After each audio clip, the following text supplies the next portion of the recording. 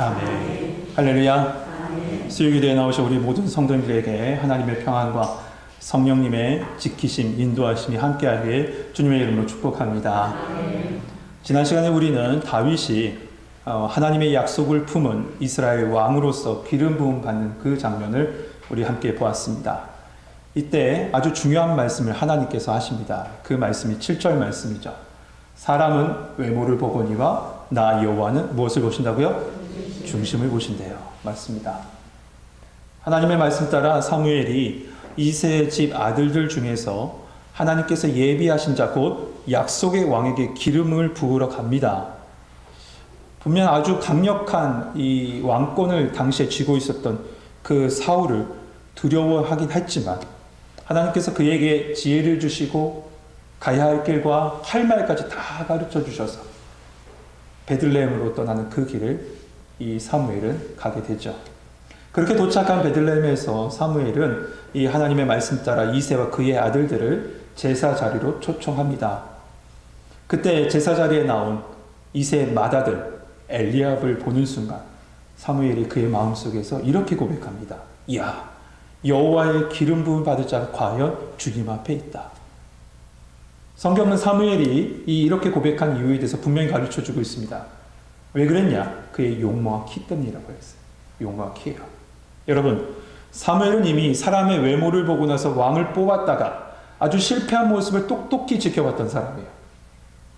심지어 그런 모든 상황을 아파하면서 통곡하고 그는 끝까지 기도했다라고 되어 있습니다. 하지만 지금 또다시 어떻게 합니까? 이스라엘 백성들의 모습처럼 하나님의 말씀이 임하기 전에 사람의 시선으로 엘리압을 보았던 거고, 그러므로 말미암아 잘못된 판단 속에 이렇게 얘기했던 거죠. 여호와의 기름 부음 받을 자가 바로 주님 앞에 있더라고요. 여러분, 우리는 이 보여지는 것에 현혹됩니다. 그것은 아담 이래로 지금까지 그래 왔어요. 그래서 요한일서 2장 16절에서부터 17절 말씀에 보면 세상의 것 세 가지를 말씀할 때 육신의 정욕, 이생의 자랑 사이에 뭐가 있었습니까? 안목의 정욕이 있었잖아요. 제가 언젠가는요, 인터넷에 어떤 글을 봤는데 그 타이틀이 이거였습니다. 안목의 정욕은 육신의 정욕으로 이어진다. 여러분, 이런 말씀을 딱 보면 목회자로서 그냥 넘어가지 못하잖아요. 안목의 정욕은 육신의 정욕으로 이어진다. 그래서 궁금해서 확인하려고 클릭해서 글을 봤습니다. 근데 클릭하자마자 나온 사진은 맛있는 빵 사진이 나오는데 그 아래 이렇게 쓰여있어요. 어디 다이어트. 무슨 말인지 이해하시겠어요? 모든 시작도, 다이어트의 시작도 역시 안목의 정욕이나 봐요. 야, 맛있어 보였나. 여러분, 이 사무엘이요, 마지막 사사입니다. 그리고 하나님의 특별한 은혜를 받은 사사잖아요. 그럼에도 불구하고 보여지는 것으로 판단했던 사람. 그것이 사람이에요. 그것이 인간이에요. 이러한 과오를 범하지 않기 위해서는 항상 말씀과 기도로서 하나님의 인도하심 뒤편에 서는 법을 배우셔야 돼요. 무슨 말씀인지 아시겠어요? 제가 말씀을 묵상하는데 그 이 말씀이 떠오른 거예요. 하나님의 인도하심 뒤편에 서라. 성령님보다, 다시 말해서 성령님보다 말씀보다 앞서지 말라는 거잖아요. 성도 여러분, 사람의 생각과 세상의 이치와 보여지는 모습에 현혹되지 않도록 말씀과 기도로서 하나님의 말씀 뒤편에 서서 그 하나님의 인도하심, 푸른 풀밭과 쉴만한 물가로 인도하신 선한 목자 되신 예수 그리스도만 바라보고 따라갈 수 있는 우리 성도들 되시길 주님의 이름으로 축복합니다. 이제 오늘 본문으로 들어왔어요. 우리 14절 말씀 같이 한번 읽어볼까요? 14절 같이 읽겠습니다. 시작.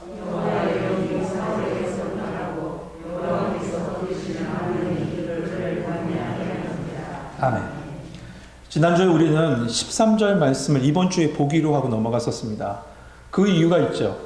13절과 14절 말씀을 비교해서 보려고 해요. 너무 극명하게 비교됩니다. 우선 13절 말씀 볼까요?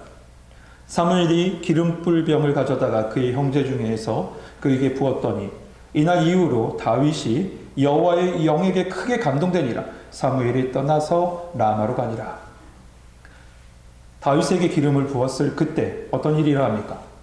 여호와의 영이 임합니다. 성도 여러분, 거룩한 하나님의 백성 곧 주님께 쓰임받는 사람은 재능과 능력의 출중함으로 쓰임받는 것이 아니에요. 하나님의 영의 임재와 그의 능력으로 쓰임받는 줄 믿습니다. 재능과 능력이 필요 없다는 게 아니에요. 그 전에 우선이 돼야 될 게 뭐냐? 하나님의 영의 임재와 그의 인도하심 따라 살아가는 사람의 모습이라는 거죠. 그리고 그 능력을 분명히 쓰실 거예요. 이렇게 여러분에게 말씀드리면, 오늘 본문을 보고 말씀드리면 이렇게 이야기하신 분도 있을 수 있을 것 같습니다. 사울도 기름 부음 받았지 않습니까? 사울 또한 여호와의 영이 임재했었고 심지어 선지자들 같이 예언했던 사람이 사울 아닙니까? 라고 할 수 있어요.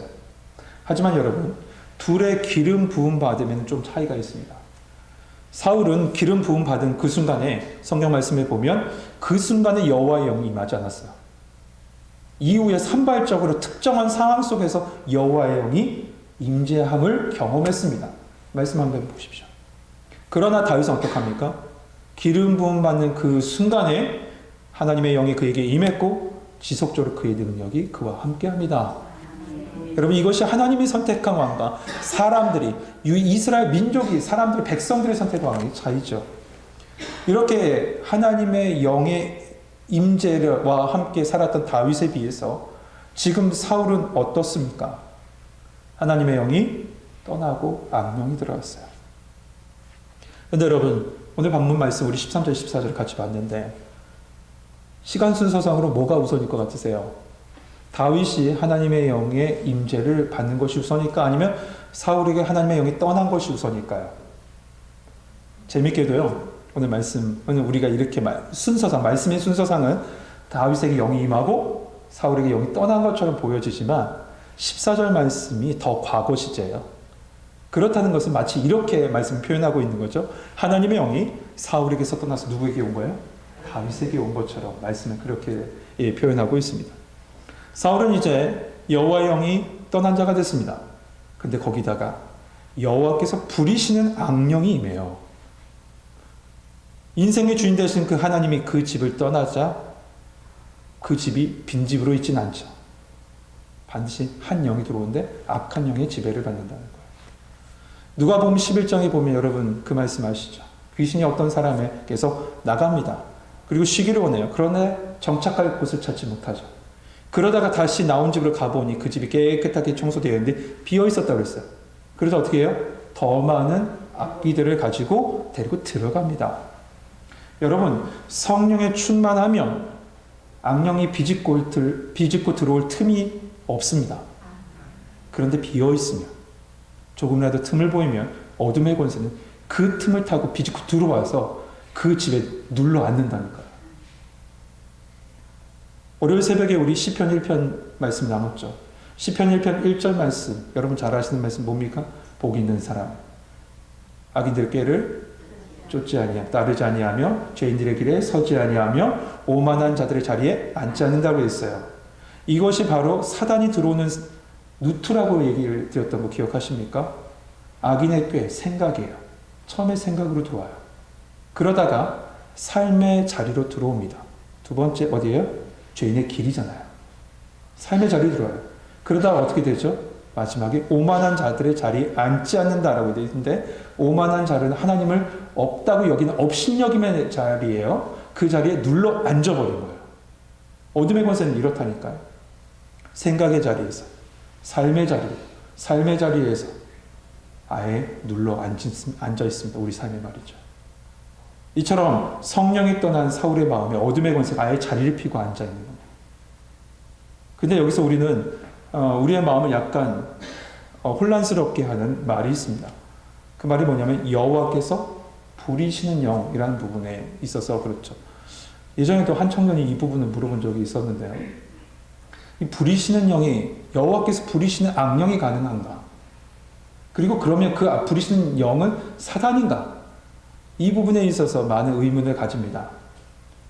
그 존재가 어떤 것일까? 어둠의 권세일 수도 있어요. 그러나 그보다 많은 학자들은 하나님의 영이긴 영인데 뭐라고 보냐면 사람이 보기에는 악한 역할을 감당하는 하나님의 천사로 봅니다. 어둠의 권세일 수도 있고요. 사람들이 보기에, 우리가 인간들이 보기에는 악한 역할을 감당하는 천사라고 보기에 해요. 그러니까 지금 사울의 상황은 어떠냐면 왕의 역할을 감당하게 했던 그 여호와 영이 떠나고 악한 역할을 하게 하는 영이 들어와서 그 삶을 주장했다는 거죠. 근데 이것을 또 다른 면으로 보면요, 이 말씀을 이렇게 볼 수 있습니다. 악한 영 또한 하나님의 주권 아래 있다는 거예요. 부리신다는 말. 여호와께서 부리시는 영 할 때 이 부리시는 이라는 이 히브리어 원어는 메에트라는 단어인데 참 다양하게 쓰여집니다. 어떤 경우에는 선지자의 말씀이 주어지다, 선지자에게 말씀이 주어지다 할 때 그 뜻도 되고, 징조를 나타낼 때의 뜻도 돼요. 그러니까 굉장히 선한 역할을 할 때 쓰여지는 단어이기도 합니다. 그런데 반대의 역할도 있어요. 심판이라는 역할도 있고요. 또한 소돔과 고모라에게 불로 멸하심할 때 그 멸하심이라는 단어도 되고, 그 다음 멸망시킨다라는 단어를 쓸 때도 이 단어를 자주 사용해요. 그러니까 이 단어 속에 뭐가 들었냐면 복과 화, 은혜와 저주, 축복과 심판, 이 모든 것이 다 담겨 있어요. 그렇다는 건 뭡니까? 그 모든 것이 다 하나님의 주권 아래 있다는 거예요. 악한 년도 하나님의 주권 아래 있다는 거예요. 그래서 욥을 시험했던 사단이 어떻게 합니까?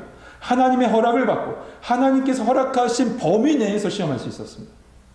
그러므로 여러분, 하나님의 주권 아래 모든 만물이 있고 또한 악한 영도 하나님의 주권 아래 있음을 믿으시길 소망합니다. 그러니까 하나님의 주권 아래 있는 영이 지금 사울을 붙잡고 있는 거죠. 근데 그 영이 임하자 사울이 어떻게 됩니까? 번뇌했다라고 했어요. 번뇌했다는 단어, 아까 전에 말씀드렸지만 욥기에 참 자주 나오는 단어예요. 욥기에 번뇌했다. 그래서 사울이 여러 생각이 막 교차한 것이고, 또한 영적인 싸움이 끊임없이 지금 일어나고 있는 것이고, 또한 현실과 마음 사이에서 끊임없는 번뇌가 이루어지고 있는 거예요. 그 번뇌 정도가 얼마나 심했냐면 신하들이 다 알 정도였어요. 특별히 15절에 보면 신하라는 표현이 나오죠. 이 신하라는 표현이 처음 등장합니다. 그 뜻은 무엇이냐면 지금 사울의 왕권이 굉장히 강력하다라는 것을 나타내요. 신하라는 표현이요. 그런데 이 신하들이 알 정도였어요. 그러자 신하들이 조언합니다. 어떻게 조언하죠? 16절 같이 읽겠습니다. 시작.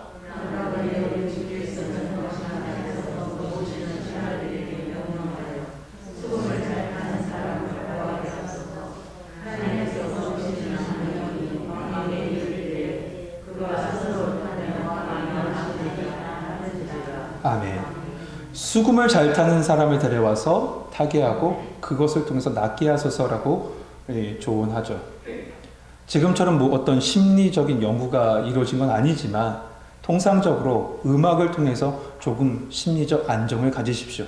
이런 의미에서 나오는 일반적인 조언 같아요. 다만 사울에게 하나님의 영이 임했을 때를 우리가 기억해 보면 왜 신하들이 수금을 타는 자를 데려와라 라고 권했는지를 알 수 있어요.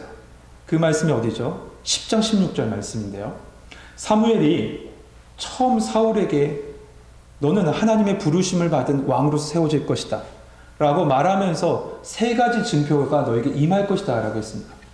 그때 세 가지 증표 중에 하나가 뭐였냐면 이거예요. 선지자들이 비파와 수금과 소고를 앞세워서 예언하면서 저 산당에서 내려올 것인데 그 내려오는 그 순간 너와 만날 것이고 그 순간에 거룩한 하나님의 영이 너에게 임할 것이다.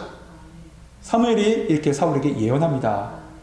그런데 그 말씀 그대로 하나님의 영이 임했고 그는 선지자들 앞에서 그 순간 예언합니다. 그러자 그 사람들이 이 모습을 보고 어떻게 하죠? 이야, 그도 선지자 중에 있느냐? 이런 말을 하잖아요. 이 말은 후에 속담이 될 정도가 됩니다. 여러분, 신하들은 이러한 상황을 아는지 모르는지는 알 수 없어요. 하지만 이 말씀을 읽는 우리로 하여금 그때 그 순간으로 돌아가서 하나님의 영이 임했을 그 모습을 다시 한번 기억하게 하는 거죠. 근데 이런 조언을 들은 사울이 17절 말씀에 보면 그 조언 그대로 수금을 타는 자를 구해오라 라고 명령을 내려요. 17절 보세요. 사울이 신하에게 이르되 나를 위하여 잘 타는 사람을 구하여 내게로 데려오라 하니. 여러분, 우리는 이 말씀을 일반적으로 쭉 읽어보면 저도 그랬지만 사울의 말을 신하들이 수긍하고 지금 명령을 이행하고 있구나 정도 이해하고 읽고 그냥 넘어가죠. 문맥상도 그렇고요. 근데 여러분, 이 말씀을 쭉 읽어오던, 그러니까 사무엘상 말씀을 쭉 읽어오던 유대인들이라면 이 말씀을 읽는 순간 손뼉을 딱 치면서 이렇게 얘기할 거예요. 야, 하나님의 말씀이 정말 세밀하구나. 그렇게 느껴졌을 겁니다. 그 이유가 있어요. 왜냐하면 한 단어 때문에 그래요. 어떤 단어냐면요. 나를 위하여 잘 타는 사람을 데려오라라고 했을 때 이 잘이라는 단어 때문에 그래요. 아무것도 아닌 단어잖아요. 우리가 보기엔. 잘 타는 그러니까 연주 잘하는 사람이구나 라고 할 수 있는데 이 잘에 해당되는 히브리어 단어가 토브입니다. 그런데 이 단어가 어디에 쓰였냐면 15장 28절에 가보면 사무엘이 불순종한 사울을 향해서 마지막 예언합니다. 뭐라고 예언하냐면 오늘 이스라엘 나라를 왕에게서 떼어서 왕보다 나은 왕의 이웃에게 주셨나이다 라고 얘기해요. 그때 왕보다 낫다라는 단어가 똑같이 토브라는 단어를 써요. 그러니까 이 말씀은 뭐냐면 사무엘의 예언을 지금 사울 자신이 그의 입으로 그대로 한 거예요. 다시 말해서 사울이 나보다 더 나은 이웃, 나보다 더 나은 왕을 내게로 데려오라. 사울의 입으로 지금 말하고 있다는 거죠. 결국 수금을 잘 타는 사람이라고 했지만 실질적으로 사울 스스로가 사무엘 말씀 그대로, 사무엘 이야기 그대로 더 나은 왕을 데려오게 하는 그런 명령을 내리고 있는 거예요. 이처럼 사울은 알지 못했지만 하나님은 그의 말로 언약의 왕을 이스라엘 역사의 전면으로 이끄시는 모습을 보게 돼요. 그런데 이를 뒷받침하는 하나가 또 있습니다. 그 다음 단어가 17절에 보면 구하여예요. 잘 타는 사람을 어떻게 해요? 구하여 내게로 데려오라 할 때 이 구하여예요. 이 구하여란 단어도 어떤 단어, 이 히브리어 단어를 쓰냐면 라아라는 단어를 써요. 라아라는 단어를 쓰는데 이 단어가 어디 쓰였냐면 16장 1절이에요. 16장 1절에 보면 마지막에 어떻게 되어 있죠? 한 왕을 보았느니라 라고 되어 있죠. 맞습니까? 네, 16장의 왕을 보았다. 이 보았다. 지난주에 말씀드렸지만 이건 예선했다. 예비된 왕이다 라고 말씀을 나눴는데 그 단어가 똑같은 단어예요. 그러니까 우리 해석은 잘 드러나지 않는데요. 이 외에도 말씀 안에서 이 의도적으로 라아라는 단어가 계속 나와요. 그 말씀은 뭡니까? 하나님이 약속한 왕을 예비했는데 그 왕이 지금 이제 드러날 것이다. 그것을 말씀하고 있는 거죠. 이와 같이 사울은 자신도 모르게 오로지 병을 낫게 위해서, 아니 몸을 낫게 하기 위해서 한 사람을 불러들였는데 결국엔 어떻습니까? 하나님의 섭리 속에 사울 스스로가 새로운 왕을 왕궁으로 불러들인 결과를 낳게 된 거예요. 하나님의 섭리가 놀랍지 않습니까? 여러분, 그 하나님의 섭리가 언약의 십자가를 품고 있는 우리와도 함께한 줄 믿습니다. 그래서 가장 선한 길로 인도하십니다, 우리를. 때로는 여러분, 사망의 음침한 골짜기를 만날 때가 있을 겁니다. 분명히 우리 시편에도 그렇게 얘기하지 않습니까? 그러나 기억하십시오. 그곳에서도 주의 지팡이와 막대기가 우리를 안위하신다는 사실 말이에요. 로마서 8장 28절에 말씀합니다. 우리가 알거니와 하나님을 사랑하는 자, 곧 그 뜻대로 부르심을 입는 자들에게는 모든 것이 합력하여 선을 이루느니라. 하나님의 섭리는 놀랍습니다. 나는 알지 못하지만 하나님이 예비하고 계세요. 모든 것을 준비하고 계십니다. 그런데 이러한 하나님의 놀라운 섭리의 절정을 한번 보십시오. 18절에서 같이 읽겠습니다. 시작.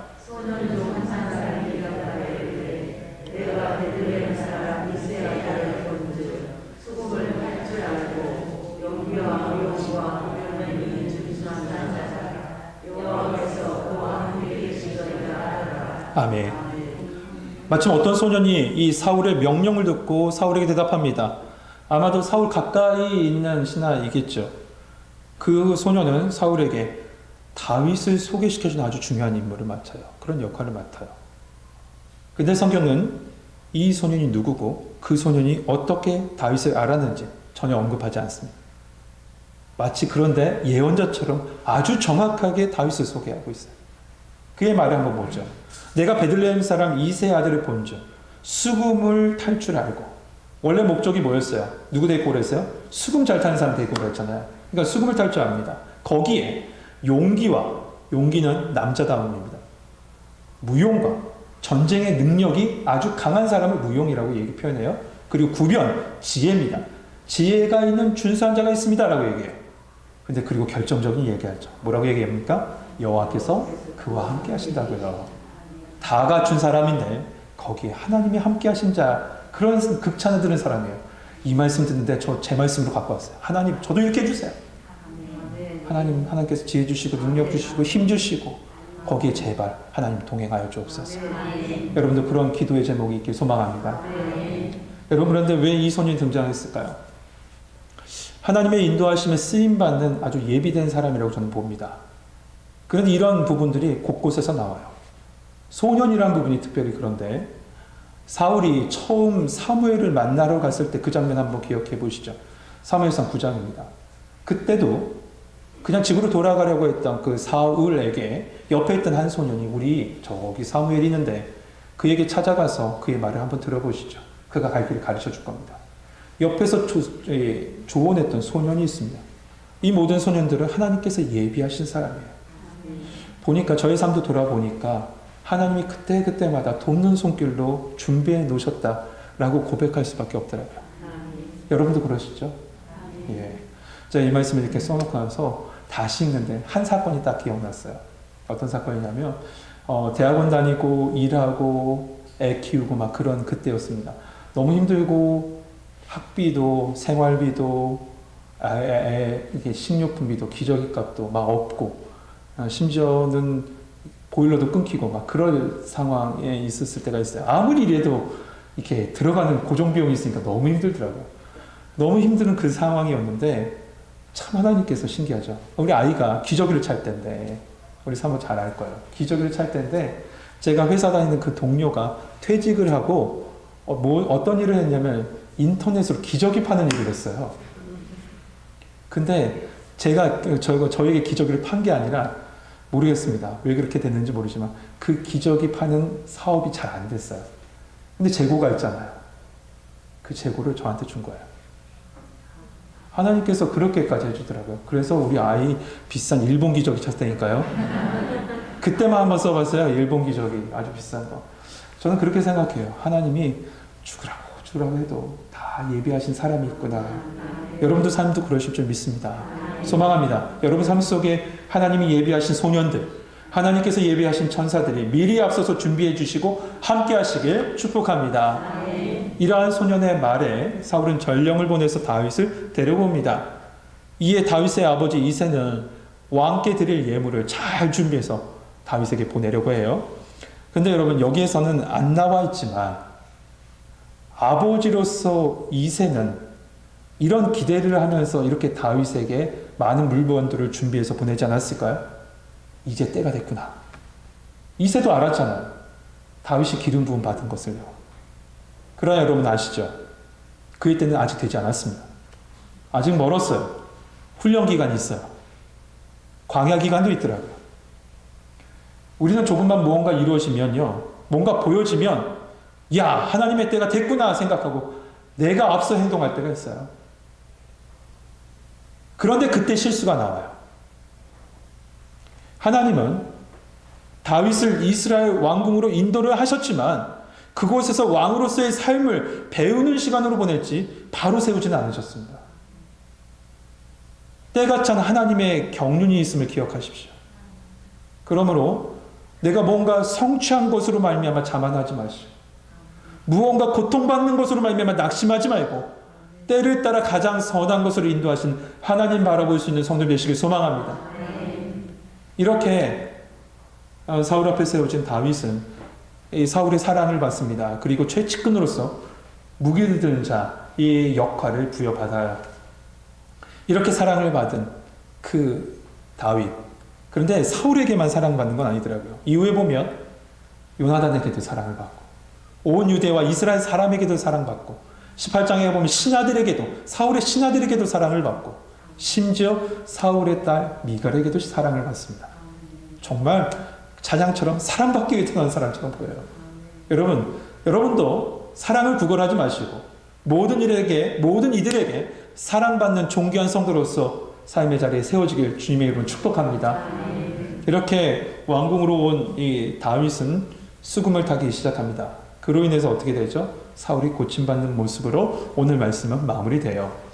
그런데 성경은 이 고침받는 모습을 이렇게 표현합니다. 사울이 상쾌하여 나았고 악령이 그에게서 떠나더라. 상쾌했대요.